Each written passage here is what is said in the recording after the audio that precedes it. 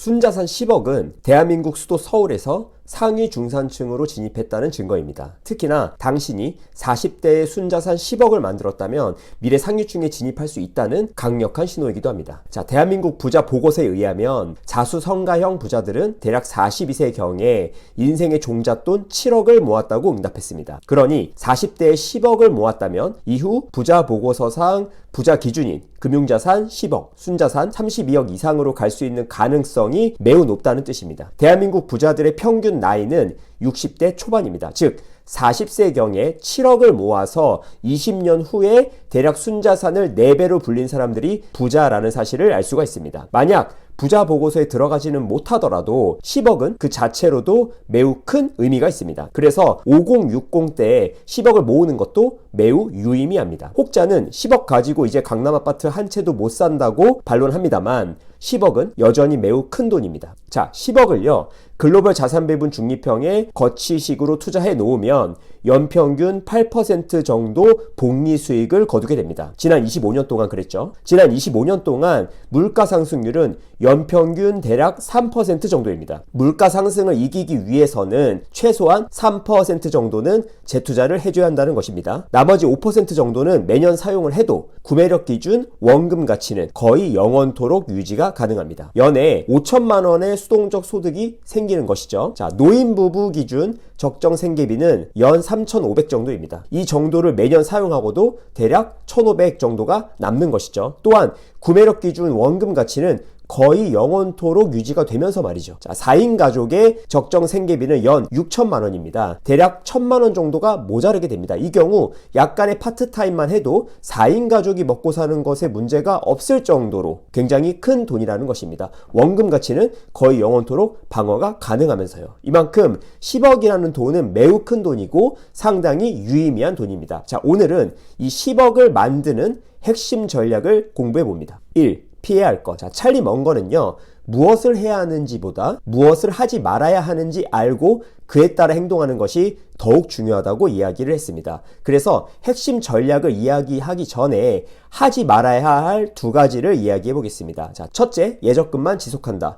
둘째, 고위험 투자만 한다. 자, 매우 간단합니다. 이 2가지만 하지 말기를 바랍니다. 자, 이 2가지만 피해도 10억 달성의 가능성이 매우 높아집니다. 그런데 상황에 따라서 이 2가지 트랩에 갇혀 10억까지 못 가는 경우를요, 저는 상당히 자주 봅니다. 자, 예적금만 하는 스타일은 전형적으로 위험을 모두 피하고 싶어하는 과도한 안정지향형일 것입니다. 하지만 돈이 늘어나면서 현금의 구매력이 떨어지는 이 세상에서 예적금은요, 매년 1에서 2% 정도의 가치를 확실하게 잃는 방법입니다. 만약 5년 만기에 적금을 한다면 아마도 전체 구매력의 10% 정도를 잃을 것입니다. 그러니까 예적금은 위험을 피한 게 아닙니다. 위험을 길게 나눠서 정통으로 막고 있는 것입니다. 도망친 자에게 낙원은 없다라는 말이 있죠. 기왕 이런 세상이 된 거 거기에 맞춰서 투자 공부를 시작하길 바랍니다. 자, 책으로 시작을 하시고 이후에는 강의 등을 들으면서 그리고 배운 것을 적용하면서 투자를 천천히 점진적으로 시작해 보기를 권장드립니다. 단, 급발진은 금물입니다. 매우 천천히 투자로 옮겨가는 것이 개인적으로 좋다고 생각을 합니다.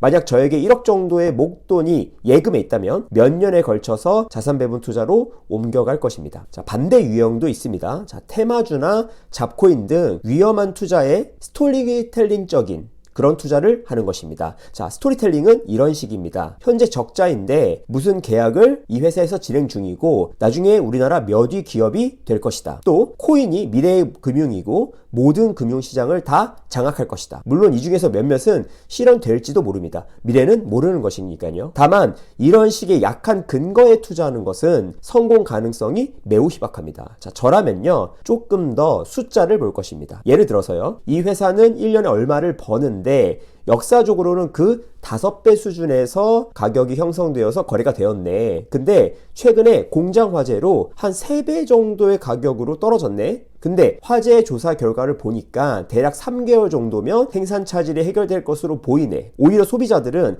해당 제품을 선호해서 중고시장에서는 공급이 줄어든 여파로 프리미엄까지 붙었네? 이렇게 숫자가 근거인 판단을 하는 것입니다. 숫자는요, 스토리텔링과 같이 나와야 하며 반대로 스토리텔링도 숫자와 같이 나와야 하는 것입니다. 이런 이런 고위험의 스토리텔링만이 근거인 투자만 피해도 중간에 무너지는 것을 방지할 수가 있습니다. 정하고 싶다면 코어 세트라이트 전략을 활용해 보세요. 자, 투자금의 80에서 90%는 안정적인 글로벌 자산 배분이나 내 집에 투자를 해놓고 나머지 10에서 20% 정도 범위 내에서 자기가 하고 싶은 이런 고위험 투자를 하는 것입니다.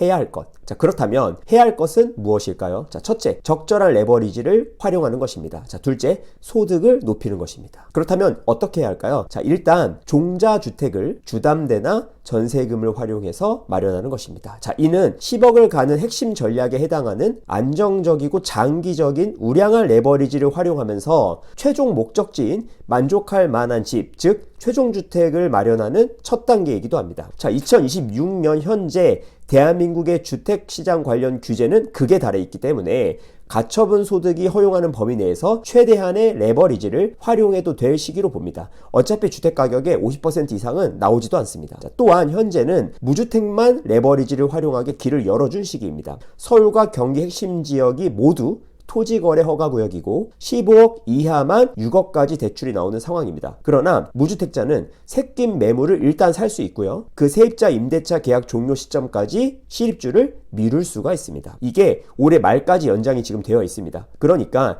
무주택자는 자기 보금자리를 찾기 좋은 그러한 시기라고 볼 수가 있습니다. 자, 언제 어떤 아파트를 사야 하는지 구체적인 내용이 궁금하다면 제 블로그를 방문하시면 힌트를 얻을 수 있을 것입니다. 자, 소득을 높이는 방법은 승진, 이직, 창업의 세 가지 방법이 있습니다. 자, 승진은 회사 내부 규정에 의해서 이루어지니까 여기서는 패스를 하고요. 또 이직도 보통 동종 업계로 이직을 하기 때문에 여기서 자세한 설명은 패스를 합니다. 자, 창업의 경우를 살펴보겠습니다. 자, 창업의 경우 거창하게 창업이라고 생각하면서 접근하기보다는 부업이라고 생각하고 시작해 보기를 권장드립니다. 특히 저자본으로 자기가 흥미있어 하는 분야 중에서 돈을 벌 수 있는 것들을 찾아보는 것입니다. 이때 처음 시도해보는 분들은 저자본, 흥미, 시장성 이 세 가지 키워드를 꼭 고려해서 찾아보시기를 바랍니다. 자, 요즘은요 AI에게 이 세 가지를 입력한 후에 질문하면 관련 사업 아이템을 수십 개 알려줍니다. 이런 식으로 소득을 높이는 방법 중에 하나로 부업을 시도할 수가 있습니다. 제 수강생 중에 이런 식으로 희귀 곤충 관련 부업을 시작해서 한 달에 200~300을 버는 분도 있습니다. 그러니까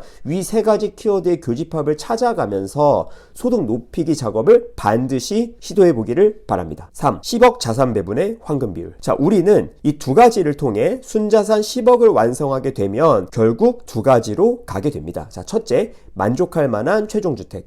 둘째, 노후 생활비에 보탬을 줄 수 있는 3층 연금. 자, 개인적으로 10억이라면 7억 정도가 주택에 들어가 있으면 된다고 생각을 합니다. 그렇다면 레버리지 비율에 따라서 7억에서 14억 정도 규모의 주택을 소유하게 됩니다. 자, 3층 연금 중 개인 연금으로 한 3억 정도를 보유하고 있다면 어느 정도 노후 대비가 된 것으로 봅니다. 왜냐하면 국민연금과 퇴직연금이 있기 때문이죠. 보통 국민연금과 퇴직연금으로요 월 150에서 200 정도를 연금으로 받는다고 치면 이들의 원금 가치는 대략 4에서 5억 정도 됩니다. 그렇다면 개인연금 3억의 5%인 1,500만원, 즉 월 대략 120만원 정도를 더하면 이것이 바로 노후 적정 생활비가 됩니다. 그래서 10억에 대한 황금 포트폴리오는 주택의 7억, 개인연금의 3억 또는 경우에 따라서는 주택의 8억, 개인연금의 2억 정도라고 봅니다. 참고로 이 황금 비율은요 은퇴 시점의 비율을 말하는 것입니다. 경제한 채널은 단순한 투자 정보를 주는 채널이 아닙니다. 자, 우리 채널의 목적은요 스스로 자기 미래를 계산해보고 설계하는 그러한 소스를 주는 것이 목적입니다. 그래서 단순히 영상 시청으로 그치지 마시고 한번 종이와 펜을 꺼내서 계산을 하면서 시뮬레이션을 한번 해보시기를 바랍니다. 특히 배우자가 있다면 같이 영상을 시청하고 시뮬레이션 하면서 미래에 대한 대화를 하는 기회로 우리 채널의 영상을 활용하시기를 바랍니다. 당신의 경제적 자유를 응원합니다. 경제인이었습니다. 감사합니다. 안녕.